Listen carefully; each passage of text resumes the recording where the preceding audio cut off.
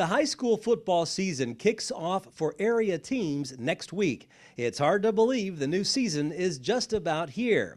There are 5 high schools in the North Central television viewing area. This week, we'll head to each school and see how the teams are preparing for the start of a new season. Let's begin in Lafayette and check in on the Macon County High School Tigers. Ready, set, go!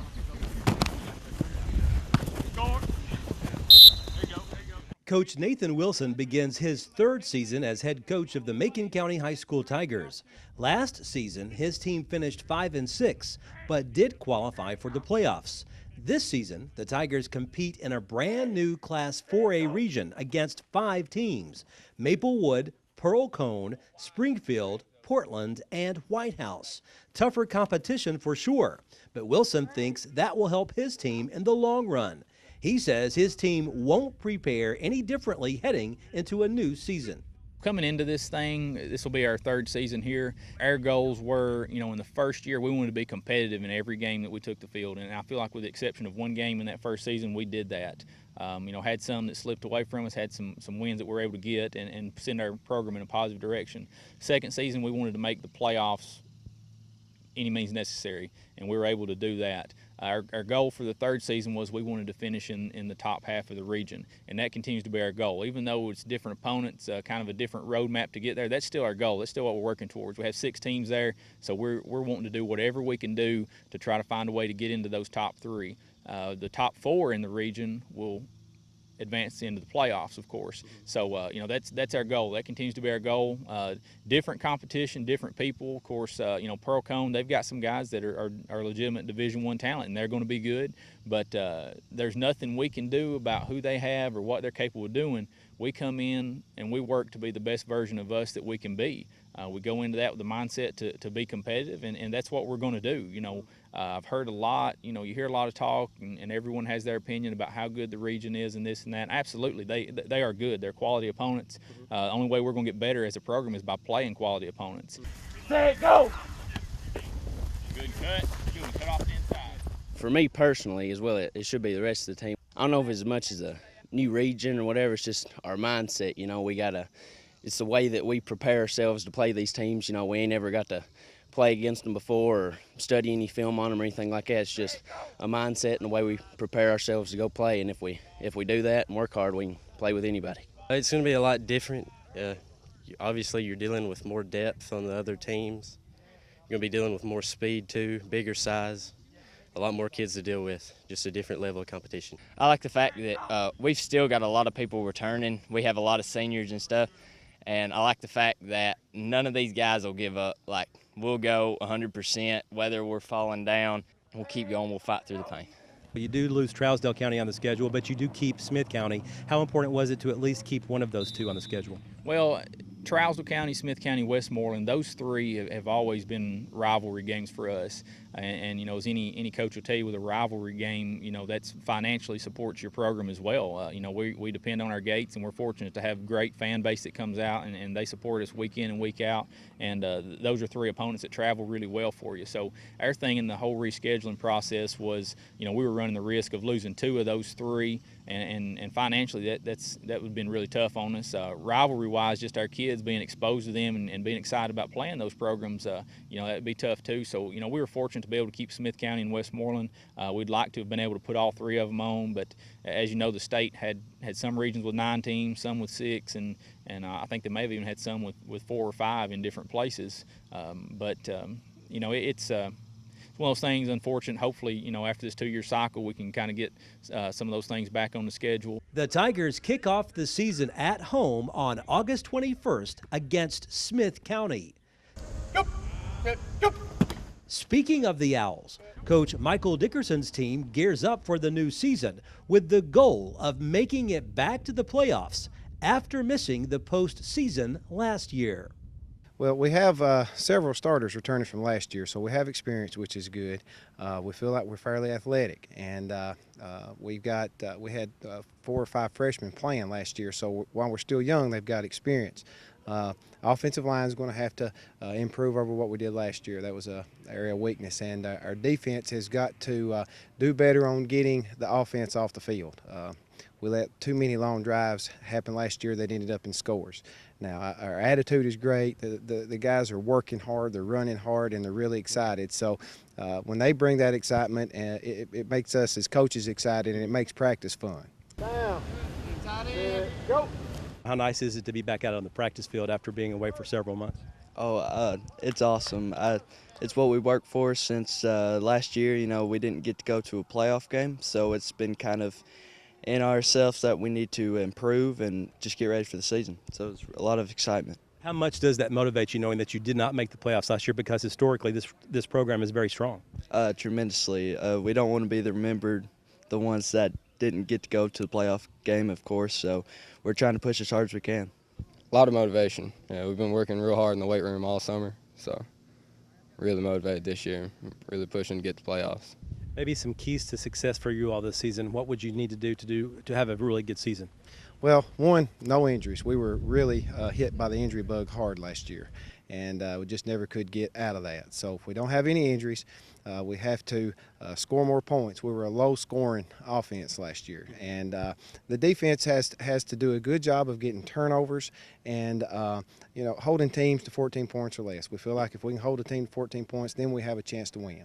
After kicking off the season at Macon County on August 21st, the Owls then travel the next week to cross-county rival Gordonsville.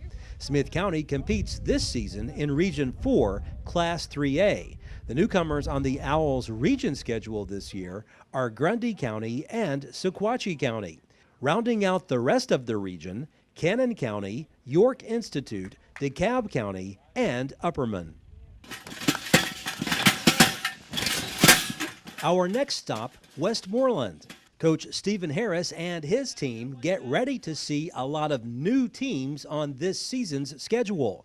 The Eagles now compete in Class 2A, Region 4. We feel like there's going to be some really good football teams in our district, and we've heard a lot of good things about some of these programs: Eagleville, Cascade, Jackson County, East Robertson, Forest, Watertown. All of those programs have been successful the past few years, so we're going to have to do a good job and be prepared as we play each one of those opponents. Can you talk about this new region that you're in, and is it kind of you're going into the season not knowing a whole lot about a lot of the teams that are actually on the schedule?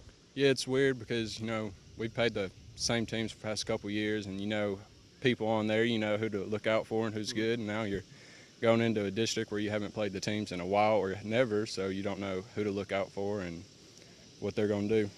It's a little difficult because we've never had film over them. We don't really know their defense and offense real good. It's going to be more of a challenge, but I think we should overcome them. Tell me, how does the playoff experience that you guys have had the last couple of years motivate you to continue to want to do well this season and make it back to the postseason? Well, it motivates us a lot because we've had a bunch of good years, and now we're seniors, and we want to have that good year like we did last year. Good job, Mitchell. I think we're going to be a real good team this year, just like we were last year. We had a lot of seniors leave, but we also got a lot of seniors trying to step up and fill their shoes as they have years past. So I think we'll do good there. We'll have to be ready to play every Friday night, but I believe our young men will be prepared, and they will come out in a good frame of mind and give us a chance to win these football games. The Eagles kick off their season at home on August 21st against always tough Trousdale County.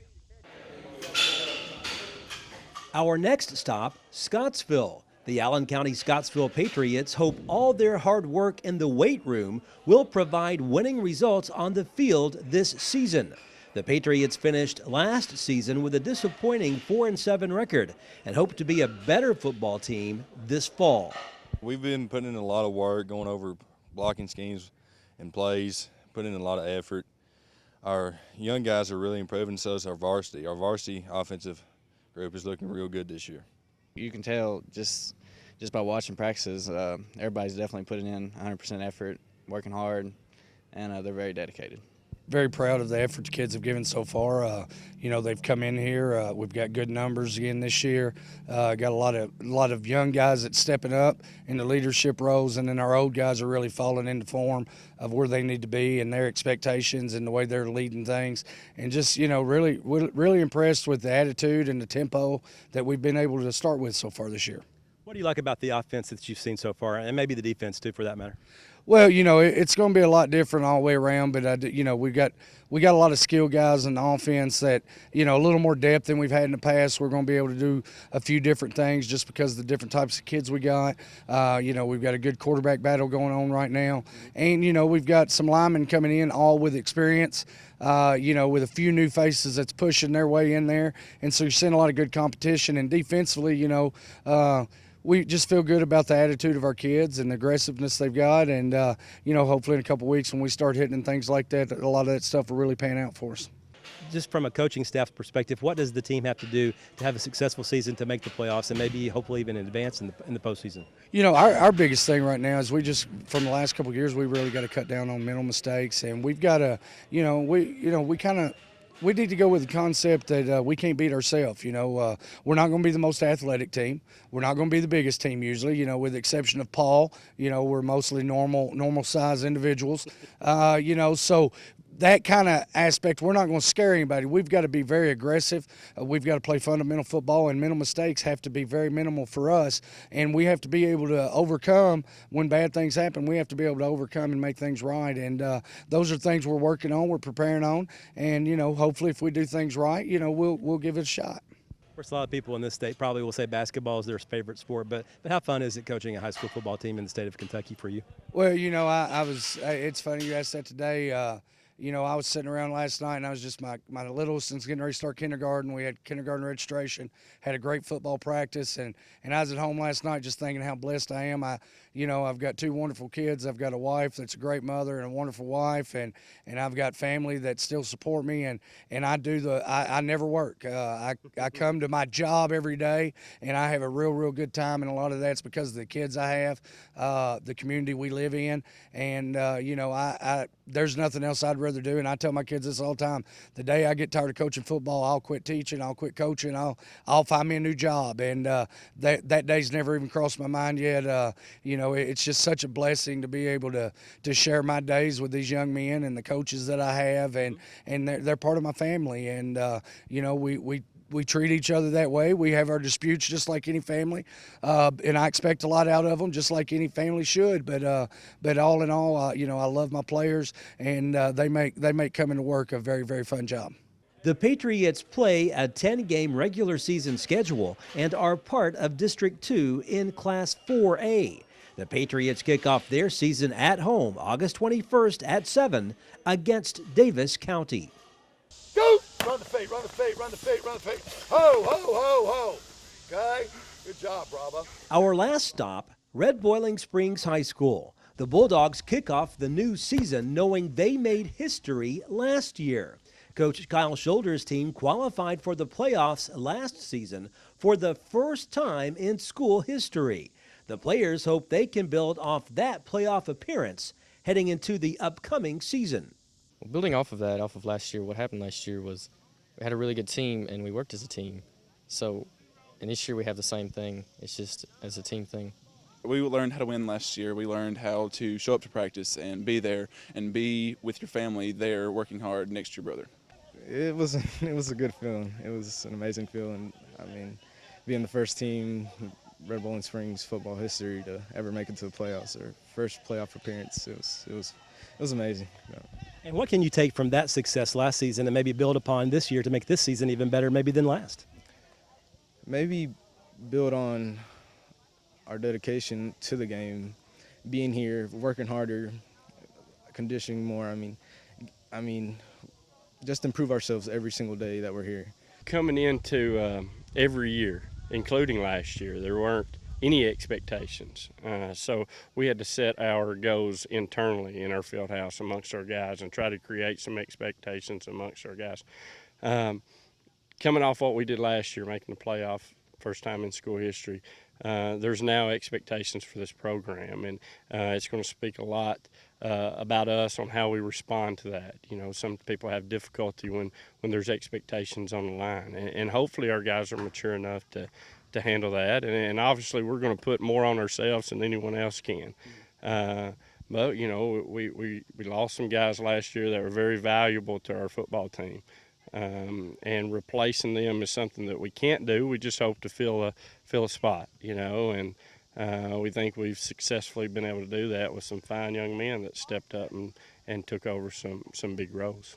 Well, I think it's kind of a blue-collar attitude team. You know, I hate to put a number on wins or losses or this or that. You know, a blue-collar work ethic. Our guys work extremely hard every single day on and off the field, and I think that's something you can hang your hat on. If we do that continuously, then good things will happen, just like in the years past, just like last year. You know, we didn't put expectations on wins or, you know, we had a goal of going to the playoffs, but at the same time, we had a goal of showing up each and every day with a blue-collar mentality, working hard and dedicating ourselves and being responsible and dependable to our program. And once we did that, good things fell. So we're going to go into it with that same mentality and let the chips fall where they may.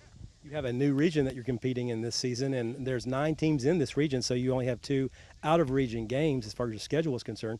How much of a challenge is it for the coaching staff to prepare this team for teams they've never played before?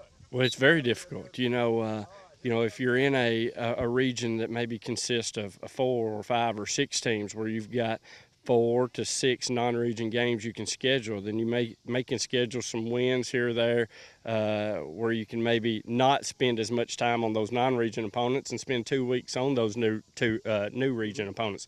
Whereas with us, with 9 teams in our region, it's a grind every single week. It's a must that we go to work every Sunday for us coaches, that we go back to work on our new opponent.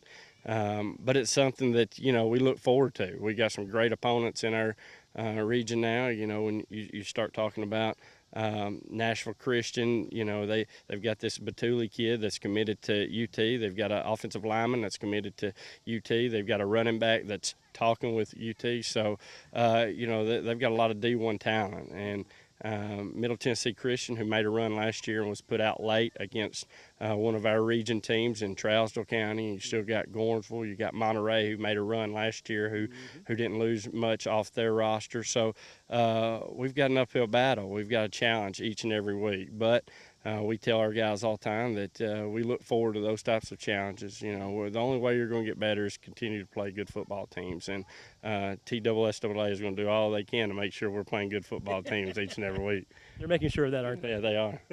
Can you go back to last season just for a moment and talk about what it was like for you and the coaching staff to be part of a program that had never made it to the playoffs before, and then suddenly now you're in the postseason for the first time in school history? Very special. You know, I can't put it in words on how that feels or how much it means to us, the program, the school, the guys. You know, that was a goal for 70 years. It's been a goal. You know.